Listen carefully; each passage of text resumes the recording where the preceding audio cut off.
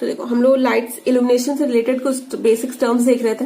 तो जो आपका इसमें जो आपका थर्ड टर्म है that is a fourth, I think third, plane angle क्या होता है। ठीक है, प्लेन एंगल क्या होता है, देखो प्लेन एंगल क्या हो जाता है, it is plane angle is a angle subtended at a point in a plane by a two converging line. ठीक है, मान लो कि एक पॉइंट है, यहां से दो लाइंस ऐसे गई है, तो इन दोनों की लाइन के थ्रू जो एंगल आपका सबटेंडेड होगा वही क्या हो जाएगा आपका, वही आपका क्या हो जाता है, आपका प्लेन एंगल हो जाता है। तो ये क्या हो जाता है, the plane angle is the angle subtended at the point in a plane by a two converging line. ठीक है, और इसे किससे डिनोट करते हैं, इसे थीटा से डिनोट करते हैं। ठीक है, समझ गए। और किस जो थीटा होगा किस में मेजर करेंगे, डिग्री में। ठीक है, डिग्री में ही तो मेजर करेंगे, एंगल है, या फिर आपका रेडियन में मेजर करेंगे। ठीक है, समझ गए यहां तक, डिग्री या फिर रेडियन में इसे मेजर करेंगे। अब देखो जो भी आपका प्लेन एंगल होता है, ये हटा देती हूं यहां से मैं, जो भी आपका प्लेन एंगल होगा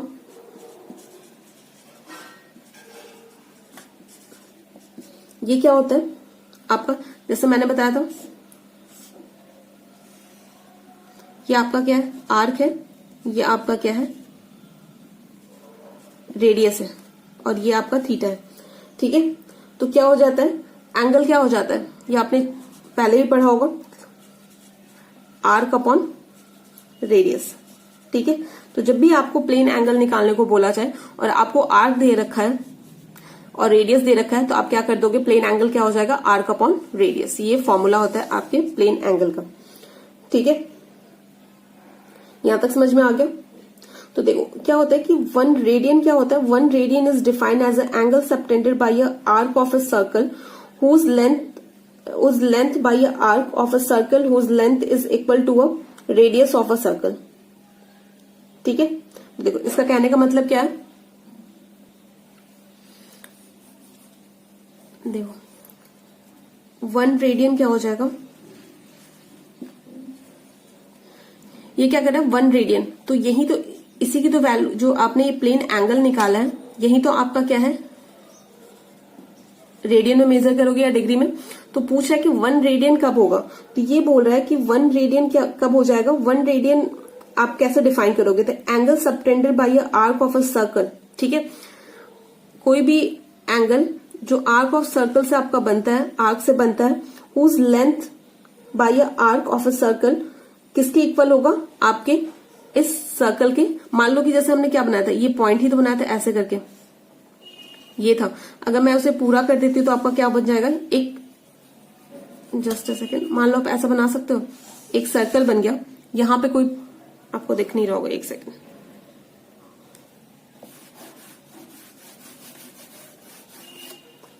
मान लो कि आपने एक सर्कल बनाया है। ठीक है,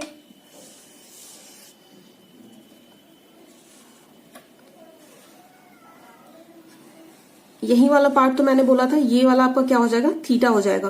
तो ये क्या बोल रहा है कि जो भी आपका आर्क का लेंथ है, ठीक है, जब आर्क का लेंथ आपके रेडियस, उस सर्कल के रेडियस के बराबर हो जाता है, तो क्या होता है, उसे हम क्या कहते हैं, 1 रेडियन कहते हैं। क्यों, क्योंकि आपने जो वो पढ़ा था प्लेन एंगल, थीटा की वैल्यू क्या थी, आर्क अपॉन रेडियस। ठीक है, अगर इन दोनों की लेंथ दोनों की सेम हो जाएगी तो आपका क्या आ जाएगा, 1 रेडियन आ जाएगा, राइट। ठीक है, तो यही होता है आपका 1 रेडियन। इसके बाद क्या होता है आपका सॉलिड एंगल, क्या होता है ये हम देखेंगे। आपका जो फोर्थ है that is a solid angle.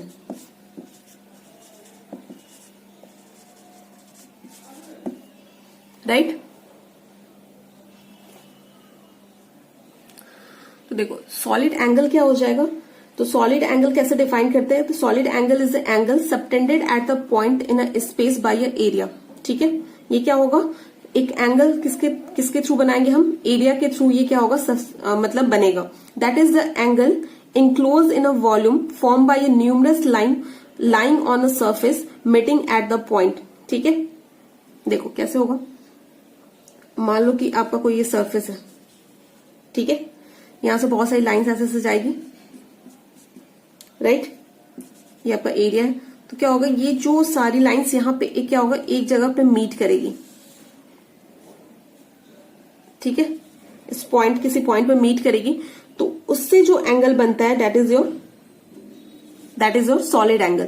ठीक है, ये मान लो ये आपका रेडियस है।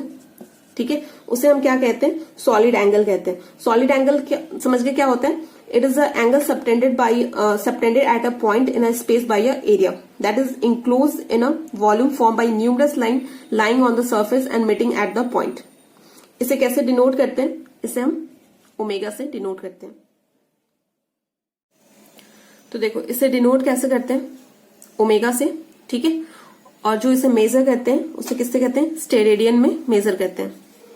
ठीक है, समझ गए यहां तक आप लोग। जो आपका प्लेन एंगल था उसे रेडियन में मेजर करते थे, इसे स्टेरेडियन में मेजर करते हैं, और इसका डिनोट कैसे करते हैं, ओमेगा से इसे डिनोट करते हैं। यहां तक बात समझ में आ गई। देखो इसका जो फॉर्मूला होता है निकालने का, वो क्या होता है आपका, सॉलिड एंगल क्या हो जाएगा, सॉलिड एंगल ओमेगा। ठीक है, किसके इक्वल हो जाएगा, आपके एरिया अपॉन रेडियस के स्क्वायर के इक्वल हो जाएगा। ठीक है, समझ गए यहाँ पे, राइट। तो अगर आपको ऐसा बोलता है कि कोई largest solid angle subtended at the centre of sphere, ठीक है, स्फेयर के सेंटर पे कोई मतलब वहां पे सबटेंडेड है, तो क्या हो जाएगा, आप कैसे करोगे, तो स्फेयर का एरिया क्या होता है बताओ, स्फेयर का एरिया क्या होता है आपका, एरिया ऑफ स्फेयर क्या हो जाएगा, pi r square upon r square. तो आर से आर आपका कट जाएगा और ये क्या हो जाएगा आपका, कितना आ जाएगा, 4 पाई स्टेरेडियन। ठीक है, समझ गए यहां तक। तो ये होता है आपका सॉलिड एंगल और प्लेन एंगल। यहां तक बात समझ में आ गई। तो इसके बाद जो हम चीजें देखेंगे ना, ये आपका सॉलिड एंगल हो गया, उसके बाद हम देखेंगे इल्यूमिनेशन इंटेंसिटी क्या होती है। ठीक है, तो नेक्स्ट वीडियो लेक्चर में देखेंगे इल्यूमिनेशन इंटेंसिटी क्या होती है आपकी।